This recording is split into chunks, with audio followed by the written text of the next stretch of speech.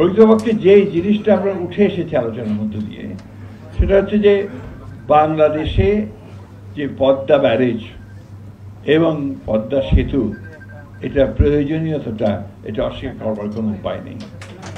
একই সঙ্গে যে জেলাগুলো আপনার এফেক্টেড, যে মানুষেরা এই সেতু বা ব্যারেজের জন্যে আপনার অপেক্ষা করছে, তাদের প্রয়োজনটা এটা আমরা এখানে উপলব্ধি করেছি।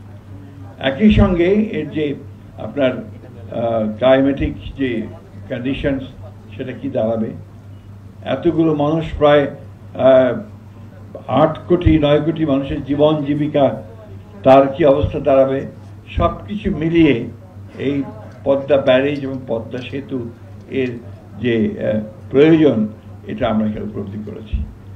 একই সঙ্গে আমরা এটা উপলব্ধি করতে সক্ষম হয়েছি যে দীর্ঘকাল প্রায় 7 বারের প্রায় এটা ফিজিবিলিটি স্টাডি হয়েছে, এর উপরে আলোচনা স্টাডি হয়েছে, কিন্তু দুর্ভাগ্যক্রমে এখন পর্যন্ত আমরা সেটা ঠিক একটা ডিসাইসিভ কোনো জায়গায় আসতে পারি। যে কথাটা এখানে আমাদের বিশেষজ্ঞরা বলেছেন অত্যন্ত জোর দিয়ে, আমি সেই কথাটা অত্যন্ত জোর দিয়ে বলতে চাই যে এই কাজগুলোর জন্য সবচেয়ে বেশি যেটা প্রয়োজন হচ্ছে পলিটিক্যাল কমিটমেন্ট। রাজনৈতিক কমিটমেন্টটাই হচ্ছে সবচেয়ে বড় প্রয়োজন, সেটাই দরকার, এবং সেটা তখনই তৈরি হবে যখন সেটা জনগণের মধ্য থেকে উঠে আসবে এই দাবিটা। এটাও কিন্তু অত্যন্ত জরুরি। তাই আমি খৈয়ামকে বলছিলাম যে এর পরে উচিত হবে তার গোটা অঞ্চলটা এই বিষয়টা নিয়ে জনগণের মধ্যে একটা জাগরণ সৃষ্টি করা, যেটা আমাদের মৌলানা আব্দুল হামিদ খান ভাসানী করতে সক্ষম হয়েছিলেন।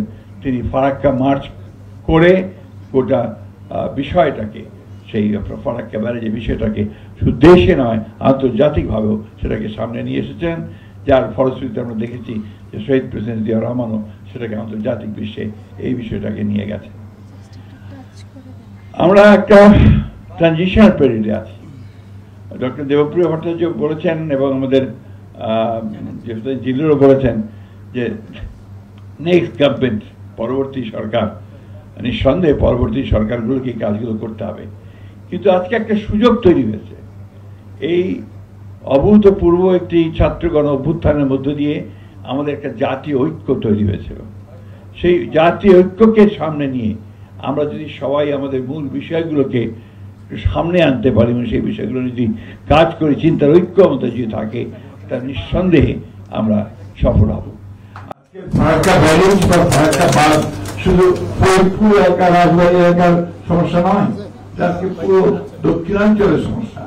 সুতরাং ওই মানুষ আপনাদের সমস্ত নাগরিকদেরকে যেটা বললেন, সেই নাগরিকদেরকে আজকে ঐক্যবদ্ধ হতে হবে, সব স্তরের মানুষদেরকে হয়ে তাদের সেই দাবি নিয়ে সামনে দাঁড়াতে হবে। সেই যে সরকারি আসুক, যেটা আমাদেরকে আমরা চাই, যেটা ডক্টর হোসেন জিল্লুর বলেছেন যে আগে থেকে এই বিষয়ে আমরা কাজ করতে পারি কিনা। অবশ্যই আমরা এই বিষয়টাতে আপনারা অত্যন্ত সচেতন। আপনারা জানেন যে আমাদের দলের বর্তমান চেয়ারপারসন দেশনেত্রী বেগম খালেদা জিয়া, তিনি অনেক আগে দ্বিতীয় সেতুর কথা কমিট করেছেন, তার কমিটমেন্ট